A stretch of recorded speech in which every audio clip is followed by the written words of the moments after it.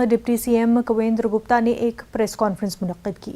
उनका कहना है कि गुलाम नबी आज़ाद जानते हैं कि आर्टिकल 370 अब एक तारीख है और उसे कभी भी बहाल नहीं किया जा सकता।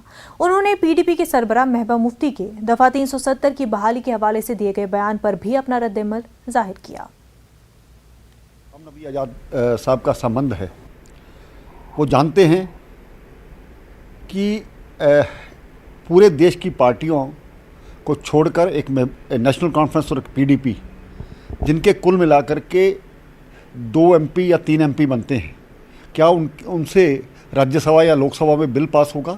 भारतीय जनता पार्टी ने 5 अगस्त 2019 को जो धारा 370 ख़त्म की है, राज्यसभा और लोकसभा में सभी को टेबल किया और उसका समर्थन मिला। इससे ये समझना चाहिए कि सपने लेना छोड़ दें और ना ये कभी वापस आने वाली है, और गुलाम नबी आज़ाद साहब ने इस चीज़ को समझा।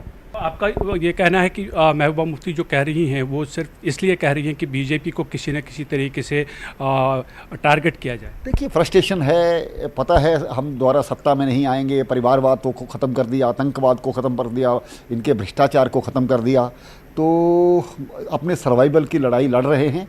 भारतीय जनता पार्टी पर इल्ज़ाम लगाना इनकी मजबूरी है। इनको पता है कि भारतीय जनता पार्टी आज वैली में भी अपने काफ़ी हद तक अपना जो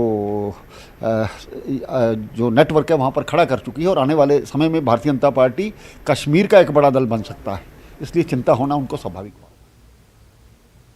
गुलाम नबी आज़ाद ने न्यूज़